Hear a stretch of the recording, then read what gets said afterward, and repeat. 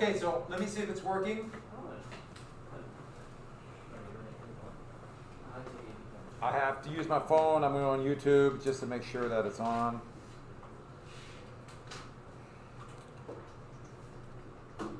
Where's the YouTube thing? Did we get to hear yesterday? We did, didn't we? Yeah, this is right.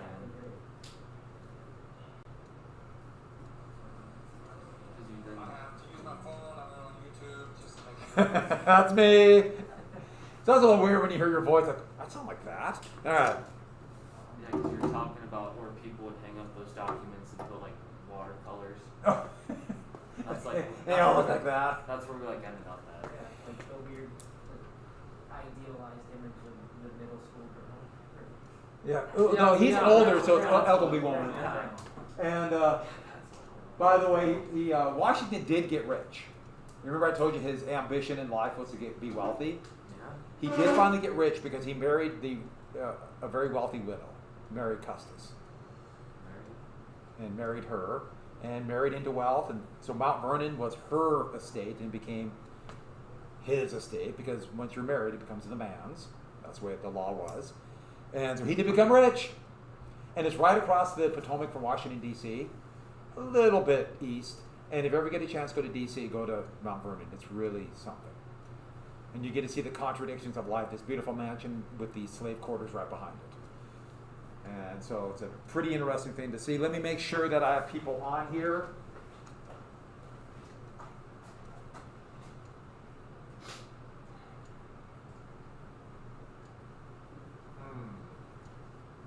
Is this recording? Yes. Yeah, this is all messed up. I'm gonna. I checked and it was working fine, and I never bothered to check. I guess 20 seconds into it, and somehow just shut off. And I did not shut it off, at least as I know of. So we got the First Continental Congress, and when they met, what were those resolves they did? The resolves that laid out, or they took the resolves from where the Massachusetts Assembly met. That would be, except the militia, that sort of thing. What was the name of those resolves or resolutions? Do you remember that from way back when, yesterday?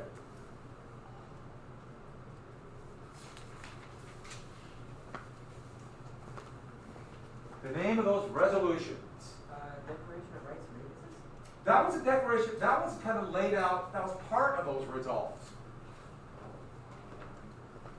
It was up to the city where the Massachusetts Assembly met. Suffolk. Yeah, Suffolk. And with that's play. And so they met there. We said the Declaration of Rights and Grievances, and they all met here. And so this is where I'm going to get going because we got to start rolling. Washington said, did we talk about unifying Virginia, or did we just end it there? Did we talk about Virginia? You just mentioned unifying, you just talked about it. Yeah. So I did mention it? Or? Yes.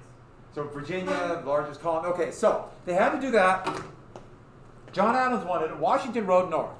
Here's the thing, we're going into June. He's riding north, would get there at the end of June. There he is. And the Continental Congress is still meeting. There's all these things going on at once.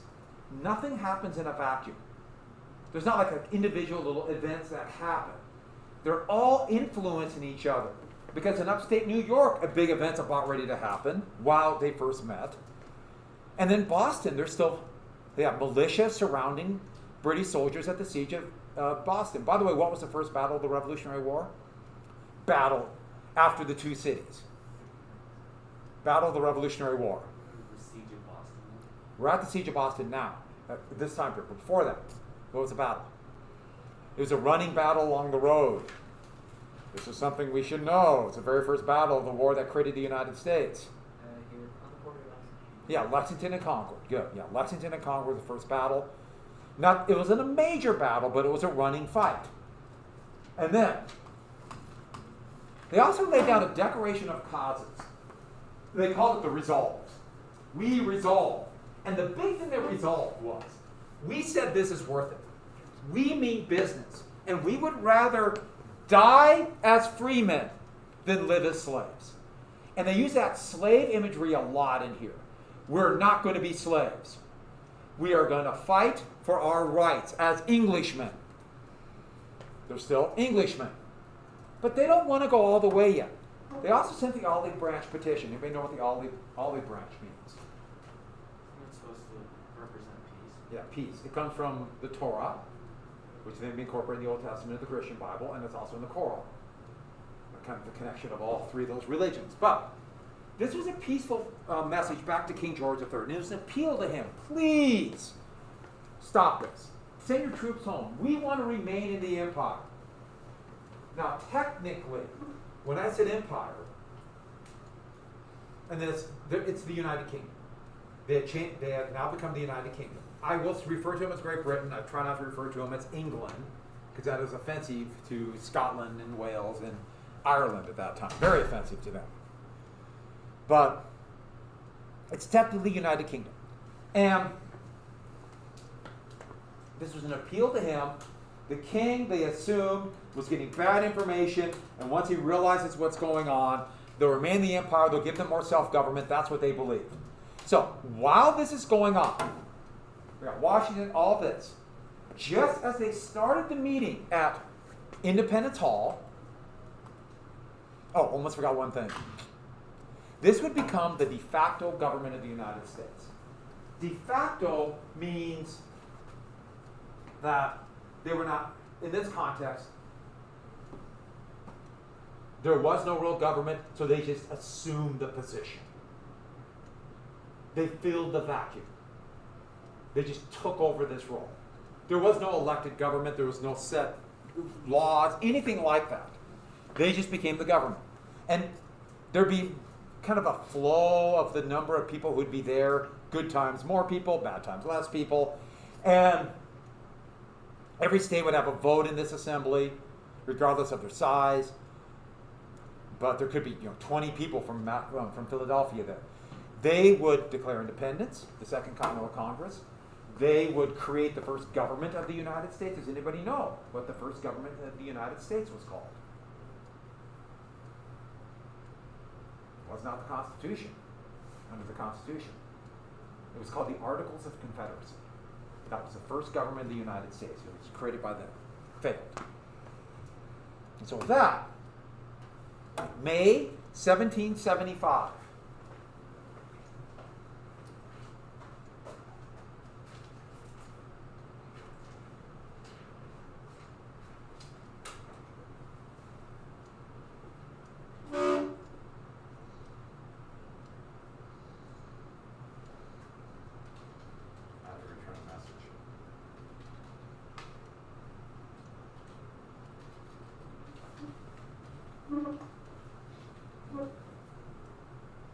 Sorry.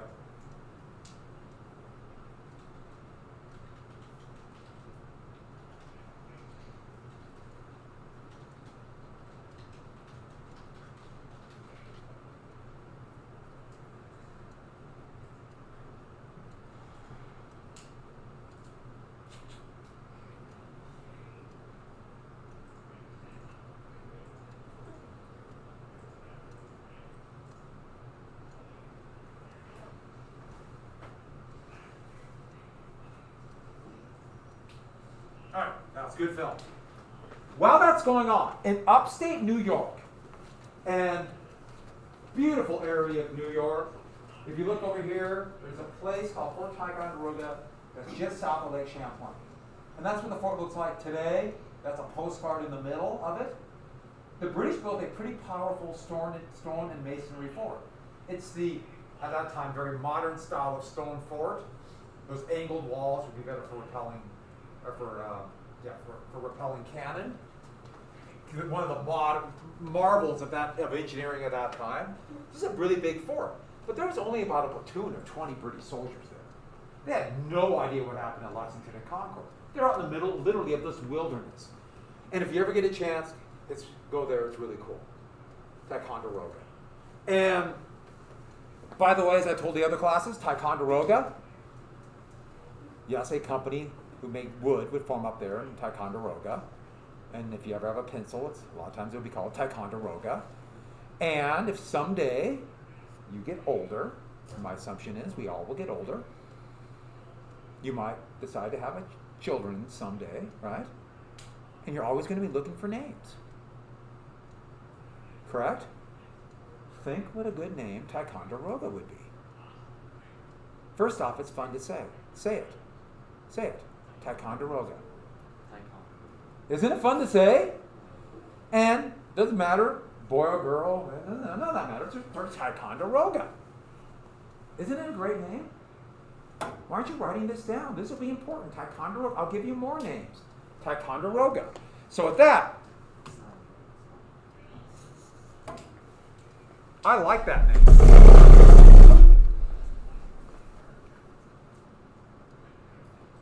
So, Benedict Arnold was a Virginian, but he was the commander of the New York militia. And he was ordered to go there and check out Ticonderoga. And he's just militia in upstate New York. You might have heard of Benedict Arnold. He is going to be one of the most important heroes of the Revolutionary War, at least at first, and then become what? I think you said it. Yeah. One of the most famous traitors in American history. In fact, his name will become synonymous with treason. You're a Benedict Arnold means you're a traitor. The most famous traitors are probably men like Robert E. Lee and people like that, but Benedict Arnold's right up there.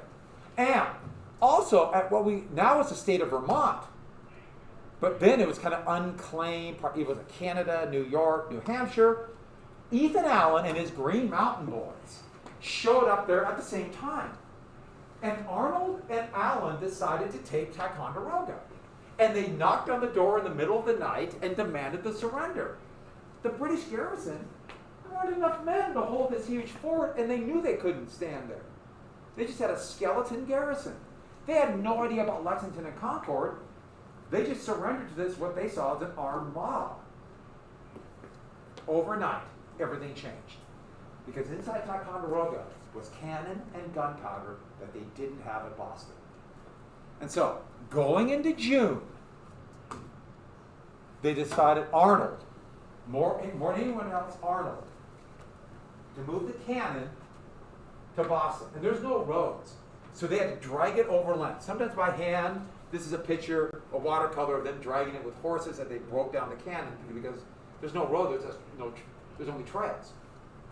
They drug the gunpowder and cannon. It took almost all the summer. Henry Knox would lead this, and Henry Knox would become the commander of Washington's artillery.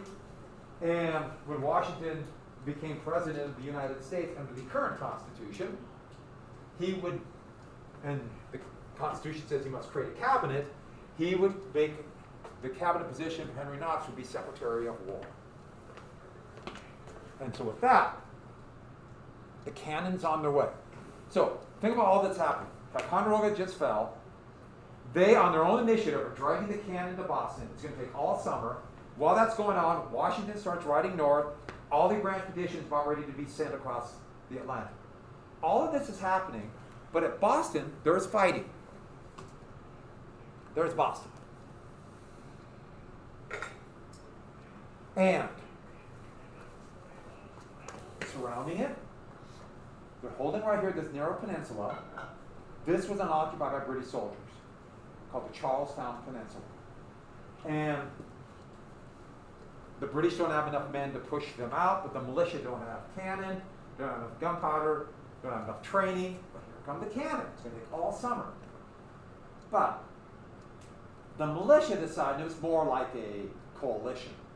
They decided to go fortify. You know, it slipped out. They decided to fortify Bunker Hill.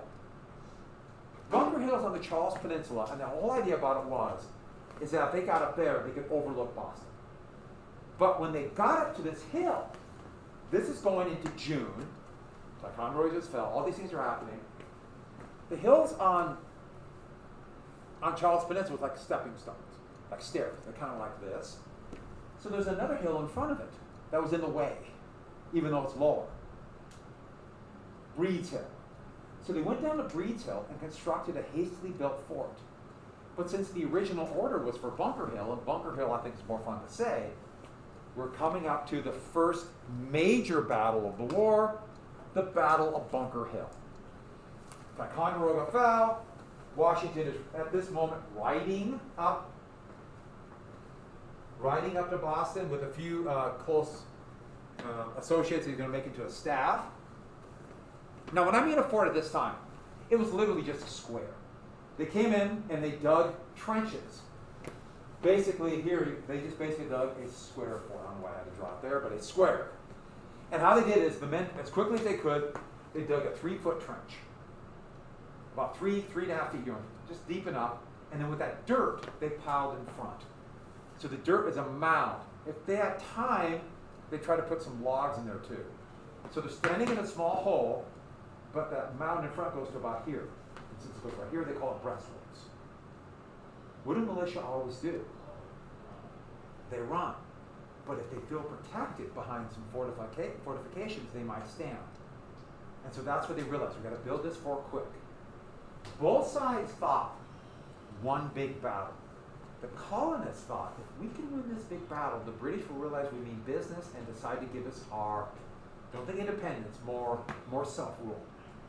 The British thought, if we wipe them out here, this will terrify the militia, they'll run away, the rebels will be vanquished, and we'll win. One big battle will win this thing. And so General Gage would send 1,000 men, almost his entire garrison, to root them out against 1,500 militia. But I should add one thing about the one big battle. They believe that in every single war. And how often does it come true? Everybody believes that. The Civil War, both the Confederacy and the United States thought it would be one battle. No. World War II, both sides, one big battle. We just win this big battle, especially the Japanese kept thinking, one big battle. And the Americans realized it's not worth it. Heck, when the United States invaded Iraq in 2003, one big battle and it'll just be over. And they'll welcome us as heroes. How often does it happen, one big battle? Never. It never happens. So naturally the next war will happen. That time it'll happen. They always believe that. The British really thought if we routed, so they landed, and their plan was to march uphill to about 40 paces, 40 to 50 paces. 2 lines of infantry, 1,000 men. Well, they sent them off 300, they sent them in waves, but all would fire at once, called a volley. And they would do that twice. Fire 2 volleys, fix bayonets, and charge. Routed. The militia will run, and they'll inflict as many casualties as possible to terrify the rebels and drive them out. That's their plan. And so they got to 30 or 40 paces, and they opened fire, 2 volleys. But the militia just hunkered down behind their breastworks. And then when they started to advance with bayonets, Israel Putnam, who commanded that section, had them all stand up, and he gave his most famous order. Anybody know the order? Don't fire until you see the whites of their eyes. Don't fire until you see the whites of their eyes. By the way, how far is that away? 20 paces. Is that enough, Think about You can still see mine if I keep going. Can you still see mine? Yeah. See, you guys can't fire now. 20 paces. That's like one shot.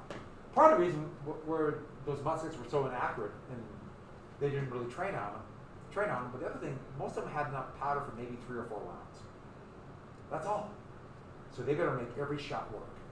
And so when the British got up the hill, they opened fire in a line. The militia did, and just knocked them down like bowling pins. They just fell down. And the British got a little bit closer and pulled back. But they're the British.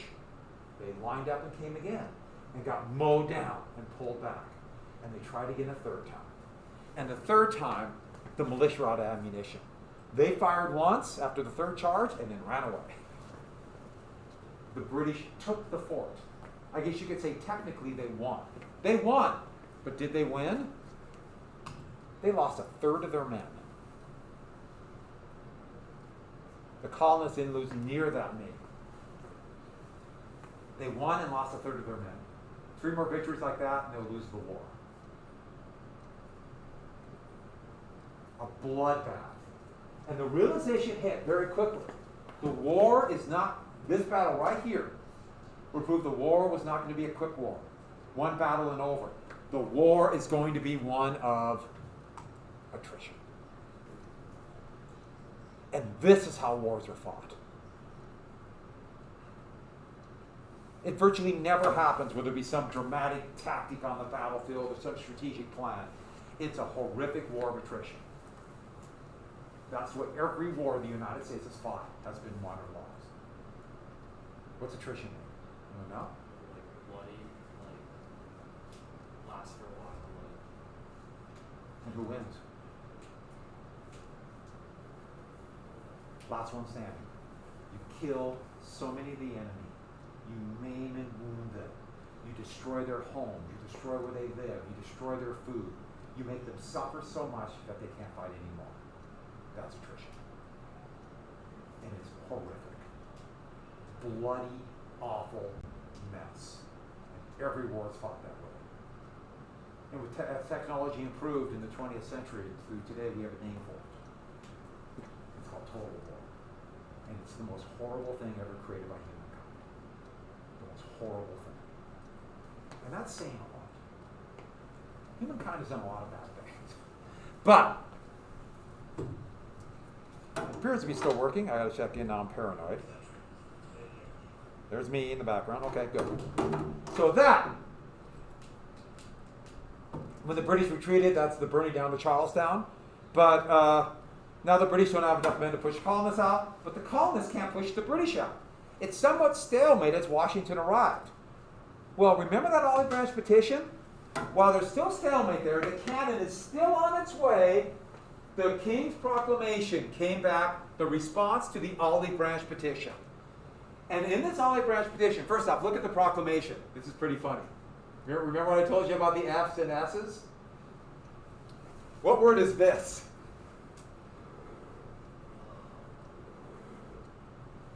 Suppressing. S, and that's double S. Yet, for sedition, they use the irregular S. Why? There were no rules. Sedition means criticism of the government. What dictatorships do. And so you see all through this. But for example, where is it at? No, I can't find it. Maybe if I stand over here, I'll find it. The conspiracies. There's a couple of places with that. Thereof. There's F. It's like correspondences. Correspondence. Yeah, it says it a few I think times. my favorite is God Save the King. By the way, in consoles, they have F and then S. Yeah, God fave the king. And so with all that, but here's the big thing. This was a non-answer. Now remember, this is 1775. So it's going to be in the fall of 1775 when this answer would come back. And everything's changing. It's just changing at a slower speed than like we would see it today. And what the king said is, you're all traitors under English law. You're all traitors. Every single person who took up arms against the crown, like all the militia, the 10,000 militia at Boston, they're all traitors. And they will be tried and punished under English law. Everybody in the Continental Congress, everybody wrote a pamphlet, they're all traitors. And you notice they use English law. So first off, Britain has a very complex history, but they're the United Kingdom now, as I said before. English means medieval law. And what happens to traitors under medieval law? They're tortured to death. So he threatened to torture to death thousands of people. Not threatening, he said, you are all traitors right now, and you will be tortured to death. Now, when I mean tortured, they're going to be hung nearly to death. So hung, revived, hung, revived, hung, revived. Then put on a rack. Do you know what a rack is? And like the wood boards and like the what is it? I'm sure where you're going. Is that the one like where they put like the iron chains around your wrist and like you have to like lay flat on the board? Yeah, you lay flat on the board, yeah. Yeah. And they will attach your feet. They'll attach your feet, so lock them down. Then have a crank where they'll attach your arms to a chain around a crank and then turn the crank. Yeah. And what will you do? Be stretched. So you'll be taller. Sounds good, right? Can you imagine the pain? And they can make that last for days. Just they could kill you with that, but they didn't want to do that. They would torture you for that, let you off, and then disembowel you. Pull your guts out. And by the way, how do you disembowel? I mean, there's a couple different ways. You cut them open, you reach in, you pull out the intestines by hand. Or you cut them open, you pull the intestines out, nail it to the ground, and pull the body away. They both sound pretty horrific. I could take it. You could live like that for 2 or 3 days. Yeah. So you get the point here. Then they draw and quarter them. How do you draw and quarter them? Well, you can do that. The most common way would be stake them out like this, 4 men with axes. Right? Or have them like this, tie 4 ropes to 4 horses, walking in opposite directions. Rip them apart. Or you can use sapling trees. Bring the tree down to the ground, tie it to the ground, and then attach the body to the tree, link to the tree, and then cut the rope holding the tree down. They did that a lot in the 30 Years' War. Then they cut your head off, put it on the pike in the middle of town, and this is what happens to traitors. That's what they told all the people at the Continental Congress. Everybody in Boston, you're going to be treated like this. And it's not, you might go to trial. No, you are traitors, disemboweled. Which, did he mean it? Are they really going to disembowel 15,000 people? This is terror. He's trying to scare them. And it's a foolish move. Because you have people who are already thinking you're a bunch of tyrants or being treated like slaves, and they're mad, and now you tell them, if we give in, you're going to torture us to death? What are we doing here? And that is going to lead to, oh, I almost forgot one thing. The Whigs and the Tories, the Whigs and William Pitt, remember he was the prime minister during the 7 Years' War? He was saying, we're crazy. They're going to,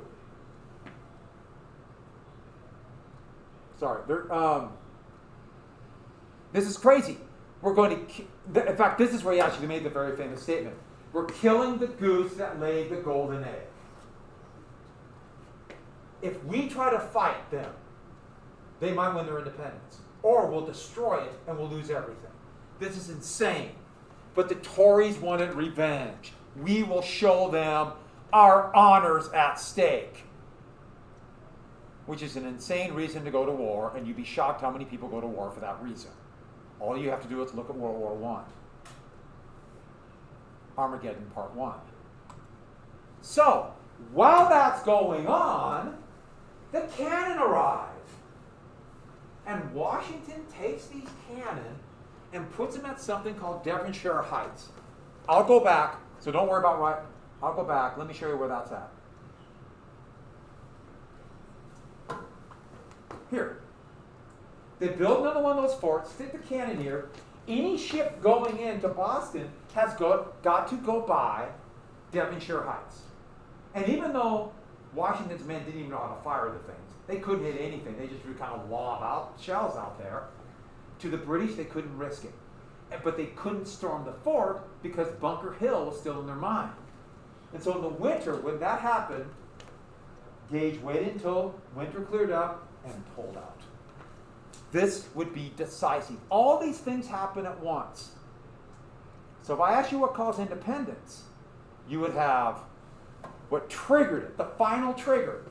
The King's Proclamation to the Olive Branch Petition, and the British pulled out. Because there were no other British forces anywhere in the colonies. To the colonial point of view, we just won the war. We just won. And so, March of 1770. I didn't even realize I put that down. It's supposed to be 1776. 1776. March of 1776, they pulled out.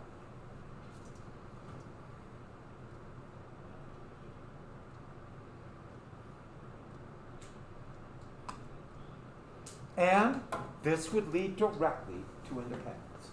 With the British leaving, combined with we can't give in now. We're all dead men. The knives are being sharpened to disembowel us. And also, at the Continental Congress, only patriots were there. So they're like, let's do it. We're gonna declare independence. But I should add something about these patriots. This was a minority. This was a civil war. And it really hadn't started quite yet. But there are colonists who want to stay in the Union. Stay in the British Empire. There are colonists who want to be more independent. And others. This is a picture of loyalist soldiers. I'll get to in 1 second. But you see, John Adams would break it down as a third, third, third. He'd say third were for independence, third were against, third didn't know. That's probably not true. Adams just was winging it. It's probably closer to this. The Patriots, and more they're going to be called Whigs, because it's the opposition. They wanted some kind of separation. I don't know why I put an S there. Separation. We're going to do multiple separations. Maybe a quarter of the population were patriots. We'll come back to what it means to be patriotic down the road. The concept of nationalism and patriotism was not really around yet, so they're inventing it as they go. Loyalist, also Tories, kind of makes sense. Stay in the empire, probably closer to a third. I'll put down 30%. They obviously didn't know the exact number. This is a drawing of loyalist soldiers. And so you show, that's like artillerymen, irregular frontiersmen, infantrymen, and you'll notice this. The British offered freedom to slaves who joined. And that's why there's someone of African descent there.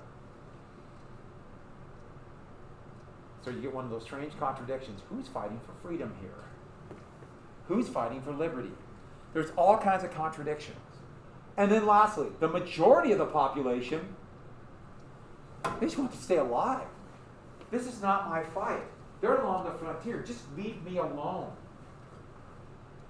But this should actually sound familiar. 45% of the population in the last presidential election didn't vote. So they either feel they're not part of it or don't bother to pay attention enough. I think they work hand in hand. It is a conscious effort by certain people to keep others from voting. We'll get to that. The Whigs would do it. Anti-democratic movements. Yeah. So did the stereotypical, like, cartoonishly exaggerated image of African American people, did that start with the Civil War that we know today, or because I noticed he's not really exaggerated at all? As racism became more extreme. Good morning, staff and students. There are several reasons we would evacuate the building or part of the building. So today we will be doing a primary evacuation drill. And our primary evacuation area is Northwest Park. However, just keep in mind there may be times where we would not go to Northwest Park, especially if the weather was unfavorable, or we would not be able to stand outside for very long. Under such conditions, we would then evacuate to our secondary evacuation area, which is the fairgrounds. However, once again, we will evacuate to our primary evacuation area this morning, which is the soccer field at Northwest Park. So students, while evacuating, stay with your class and your teacher and remain calm. Stay out of the street until it is necessary to cross. You'll need to report to roll call with your respective teacher at their designated location outside of the building. You do not want to be unaccounted for, as this could lead to someone having to return to the building to find you. We need to know where you are.